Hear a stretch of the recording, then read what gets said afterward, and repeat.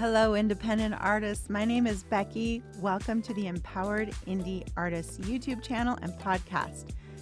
Today, I want to talk about singer-songwriters who feel like they don't know how to put a band together, but they feel like they need a band in order to start performing.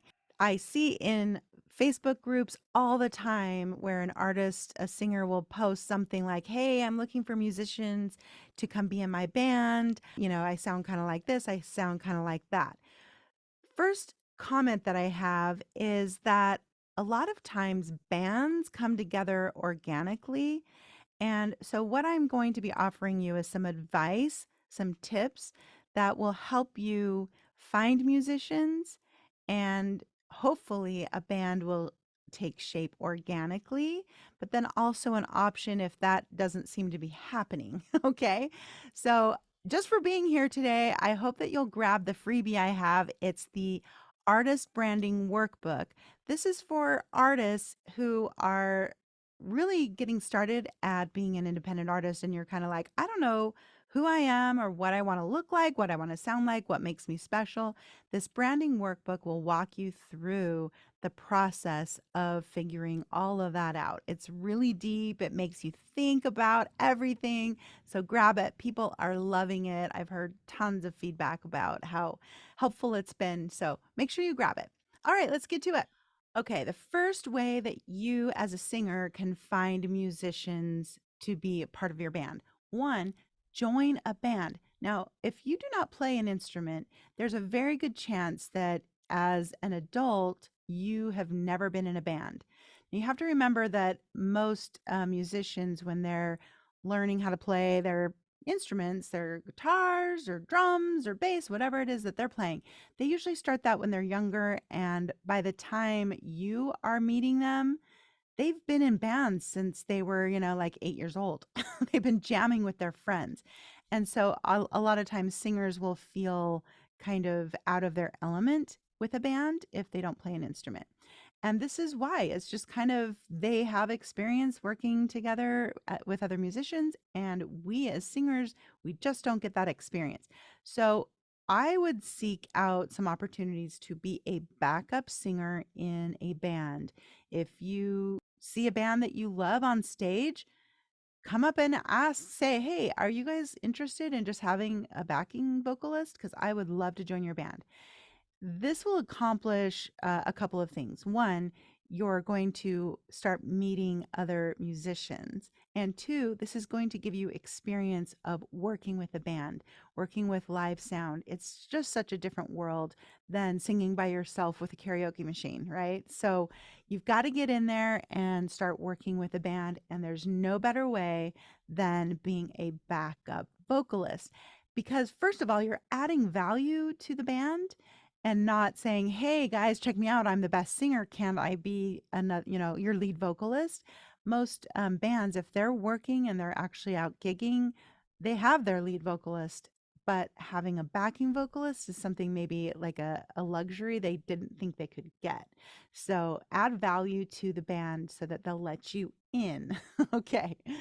Number two, go to open mic nights in your community, meet other singer-songwriters, meet other musicians. This is just such a big part of wanting to be part of a music scene. If you are interested in getting out and playing live, you have to be tapped into your local music scene. And if you do not play an instrument or you play acoustic guitar well enough to do, open mic nights, that's really where you got to start. You've got to just start showing up, playing these open mic nights, get to know people, and chances are you're going to start meeting some other musicians, other singers, other people that are like, hey, will you come sing for our band? Will you come do this gig? This is what's going to get the wheels turning for you. And that leads us to number three, support your local music scene. If you want people to come watch you perform, you've got to go out and watch them perform. The music scene starts with the musicians. It's only going to be as good and fruitful as the musicians are willing to be. So if you are not willing to go out and watch other bands or even go watch other open mic nights just as an observer, there's not going to be any growth in that music scene. So it really takes a giving, reciprocating type of relationship with all the people in your music community. Number 4, your songs, if they're all put together, you've made an EP, but you still don't have a band, you're going to have to pay musicians for specific gigs. This is going to be your approach. And then hopefully, what will happen is the gigs will go well. You'll pay the musicians for their time. They will have learned the music. They'll love your music, right? And then they'll say, hey, you know what? I want to be your drummer. I just love your music. I feel like we have a good vibe on stage. Can I just be your drummer? And then the thinking is that eventually these musicians could become your band. But up front, to get that going, you're probably going to need to pay them for specific gigs. And what I mean by that is you have your recorded music is done, it's professionally produced. And so now you can support that EP or that album or that single by performing at local shows, local venues. And so now you're booked in 6 weeks from now at such and such venue. You need your band. You need to actually handpick each member of your band. So you'll hire them, meaning, okay, I'm going to pay you to learn my set for all the practices and for the performance. And it might, you might be in the red for this particular show and maybe the first few shows when you're doing this. If you're getting paid a little bit from the venue or you're splitting ticket sales, it might end up being only $500. And hopefully that will cover your musicians, but it might not. You might be, oh, I'm in my musicians $800.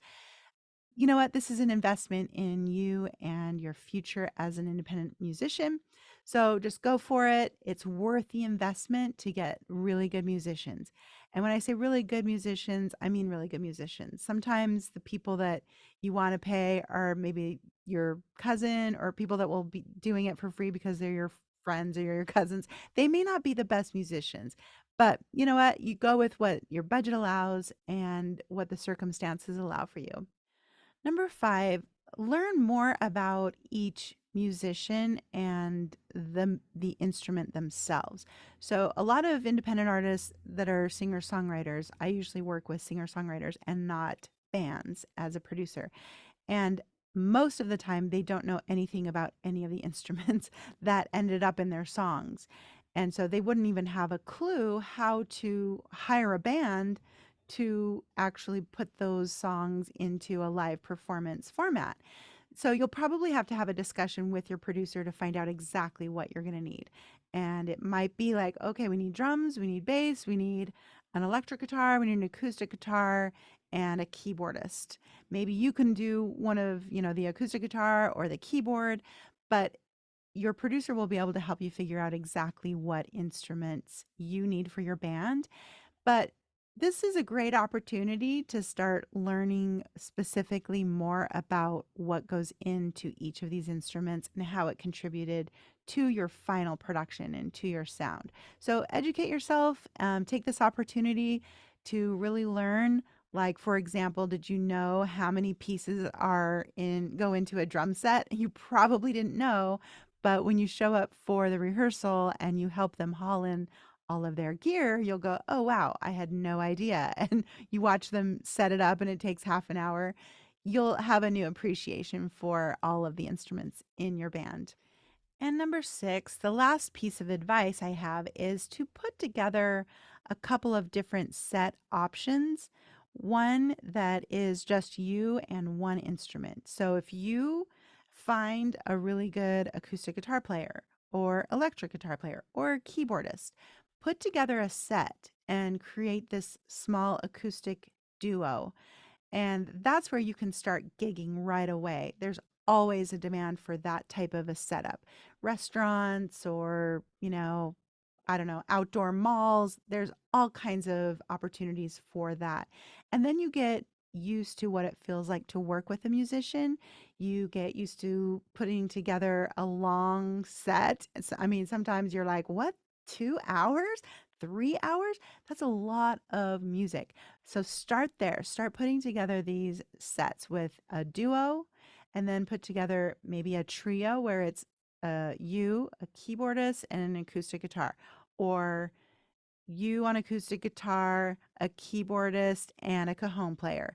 Put together these sets, and that will get your mind thinking about how to sequence a show together and how to keep an audience engaged, how to rearrange songs so that they're more user friendly, I guess you can call it, more appealing to those kind of smaller, more intimate audiences. It's a great exercise in learning how to put together show options before you get a full on band together. I hope these tips were really helpful.